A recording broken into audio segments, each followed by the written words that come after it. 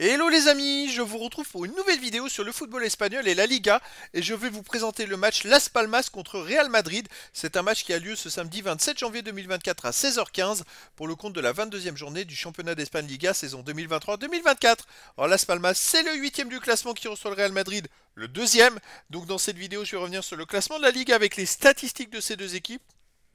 On verra ensuite le classement des meilleurs buteurs et passeurs pour ces deux équipes en Liga. Puis on enchaînera par les 10 derniers résultats, toutes compétitions confondues et les stats. Et on terminera par les compos d'équipes et tactiques éventuelles, ce qui nous permettra d'avoir une idée, une tendance à ce match. Pour ceux qui souhaitent voir ce match à la télé, sachez que vous pouvez le voir sur beIN Sport 2. Alors au classement, on a donc Las Palmas qui est 8ème de Liga avec 31 points en 21 matchs, 9 victoires, 4 nuls, 8 défaites, 21 buts pour, 17 contre, plus 4 de différence de but.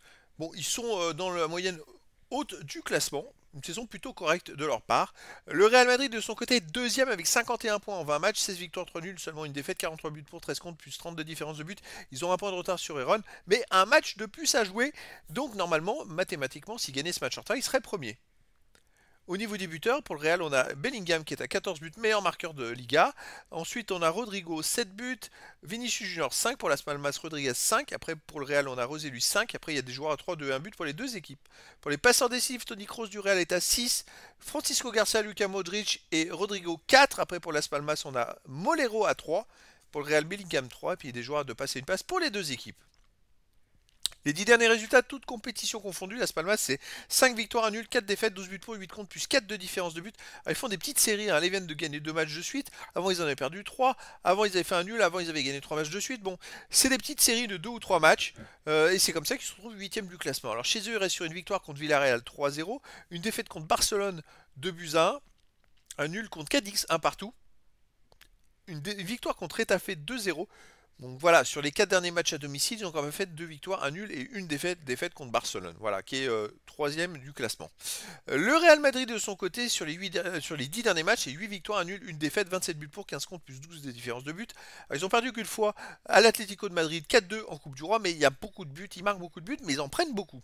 Donc à l'extérieur, ils restent sur cette défaite à l'Atlético de Madrid 4-2. Avant, ils ont fait quoi d'autre à l'extérieur? Ils ont gagné 3-1 à Arandina, en Coupe du Roi. Ils ont gagné 1-0 à Alaves. 3-2 à Union Berlin. Et ils ont fait un partout Real Betis. Alors c'est pas forcément des grosses équipes contre qui ils ont joué à l'extérieur. Et la seule grosse équipe c'est l'Atlético, ils ont perdu. Après voilà, il y a quand même une différence entre les niveaux entre les deux équipes à l'avantage du Real. Au niveau des compos d'équipe et tactique, pour Las Palmas ça serait du 4-5-1 avec gardien Valles, défense Suarez, Herzog, Marmol, Cardona, milieu de terrain Haddadi, Munoz, Perron, Rodriguez, Molero, attaquant Sandro. Et pour le Real Madrid, on aurait du 4-3-1-2 avec gardien Kepa, défense Carvaral, Rudiger, Nacho, Mendy, milieu de terrain Valverde, Chouameni, Kroos, milieu offensif Diaz, attaquant Vinicius et Rodrigo. Donc a priori Bellingham serait absent. Donc voilà, les habits, le décor est planté entre ces deux équipes. Bellingham, il a du mal hein, depuis quelques mois. Il avait marqué, je crois, 13 buts en 14 matchs. Puis depuis, ça devient un peu plus compliqué. C'est un contre-coup, il s'était un peu blessé. Mais en tout cas, voilà, Real pour moi est quand même grandement favori dans cette rencontre. Et donc les amis, je vous donne rendez-vous ce samedi 27 janvier 2024 à 16h15 pour le match de la 22e journée du championnat d'Espagne Liga saison 2023-2024. Las Palmas, le 8e du classement, reçoit le Real Madrid, le 2e.